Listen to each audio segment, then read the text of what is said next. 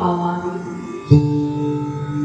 যে দান করেছিলেন দ্রৌপদী, ওই যে গতকাল শুনলেন ভগবানের বিপদকালে দ্রৌপদী এক টুকরো বসন দিয়েছিলেন পাওয়ার জন্য, কিছু পাওয়ার আশায় নয়। ভগবানের বিপদ দেখে তিনি নিজের থেকে এক টুকরো বসন দিলেন ভগবানের সেবায়। আর সেই দ্রৌপদীর যখন বিপদ ঘটে গেল ভরা সভায়, তাকে রক্ষা করতে গিয়ে হাজার হাজার বসন জোগান দিয়ে ভক্ত বৎসল ভগবান তাকে রক্ষা করলেন। হরি হরি বল। তাই ওই মন্দিরে যদি বসে আছেন না, আপনার জীবনে কি প্রয়োজন, কি লাগবে, কতটুকু লাগবে, আপনার থেকে তিনি বেশি জানেন। এই মন্দিরে গিয়ে তার কাছে আপনাকে কিছু চাইতে হবে না। তিনি পাঠিয়েছেন এই জগতে আপনাকে, তিনি সৃষ্টি করে পাঠিয়েছেন এই জগতে আপনাকে। আপনার জীবনে কি প্রয়োজন, আপনার থেকে বেশি তিনি তা ভালো করে জানেন। শুধু হাত তুলে বলবেন, হে গোবিন্দ, এই দেহটা তোমার, এই জীবনটা তোমার। আমার জন্য যা ভালো হয়, যা ভালো মনে করো তুমি তাই করে দিও। দেখবেন আপনার জীবনটা আনন্দে তিনি ভরিয়ে দেবেন, সুখে তিনি ভরিয়ে দেবেন। শুধু দাও দাও দাও দাও করে চাইলে পাবেন বটে, কিন্তু সুখের চাবিকাঠিটা কিন্তু পাবেন না। যদি বলতে পারেন, হে গোবিন্দ, আমার জন্য যেটা তুমি ভালো মনে করো, যাতে আমার ভালো হয় তুমি তাই করে দাও, দেখবেন জীবনটা আনন্দে ভরে যাবে। আপনি যদি ভেবে থাকেন যে 5 তলা বিল্ডিং এর উপরে যে মালিক বসে আছেন তার থেকে সুখী কেউ নেই, জিজ্ঞাসা করবেন গিয়ে যে আপনি তো 5 তলার মালিক, আপনি বড় সুখী, তাই না? সে বলবে, বাবা কে বলেছে আমি সুখী? জানো, আমার এই দুঃখ সেই দুঃখ, তার হাজার দুঃখের কথা আপনাকে শুনিয়ে আপনাকেই দুঃখী করে দেবে। আবার যিনি পুরে ঘরে বসে আছেন তার কাছে গিয়ে জিজ্ঞাসা করবেন, তার জীবনে কিছু না কিছু, কোনো না কোনো দুঃখ রয়েছে। জীবনে বড় লোক হলেই যদি দুঃখ চলে যেত বাবা, তাহলে হাজার হাজার কোটিপতি ঘুরে বেড়াচ্ছে জগতের বুকে, তাদের জীবনেও হাজার হাজার বেদনা।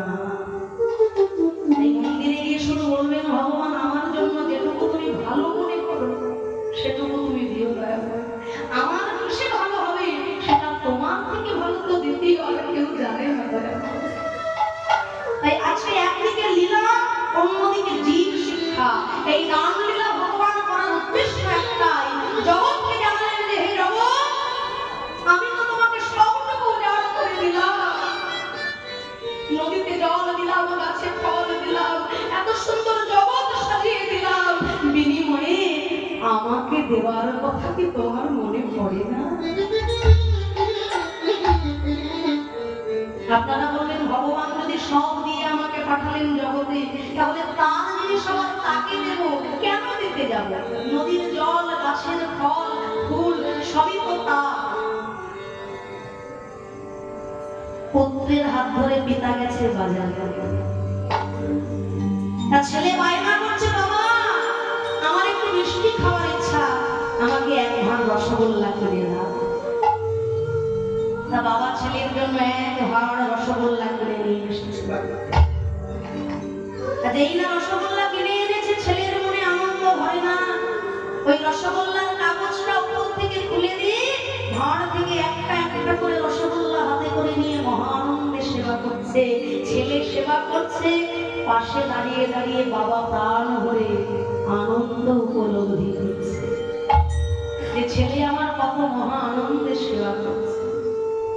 সেবা করতে করতে যখন ওই ভাঁড়ের মধ্যে একটা রসগোল্লা বেঁচে আছে, তখন বাবা হাত বাড়িয়ে বলছে, খোকারে, সব রসগোল্লাগুলো তো খেলি বাবা, একটা আমার মুখে দিবি?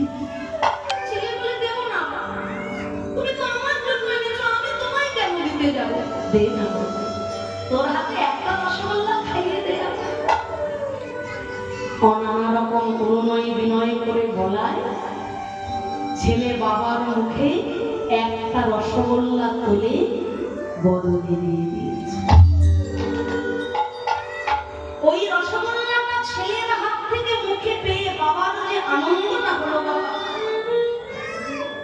বাবা যদি বাজারে গিয়ে ওরকম 10 হাঁড়ি রসগোল্লা কিনে খেত, সে আনন্দটা কি পেত বাবা?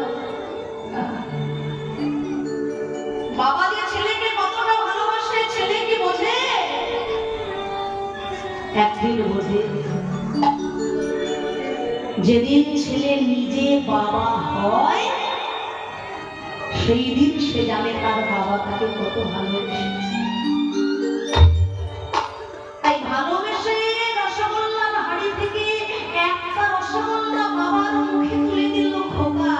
সেই রসগোল্লাটা ছেলের হাত থেকে মুখে পেয়ে বাবার যে আনন্দ হলো, বাবা নিজে হাতে বাজারে গিয়ে যদি 10 হাঁড়ি রসগোল্লা কিনে খেত, ওই আনন্দ তিনি পেতেন না।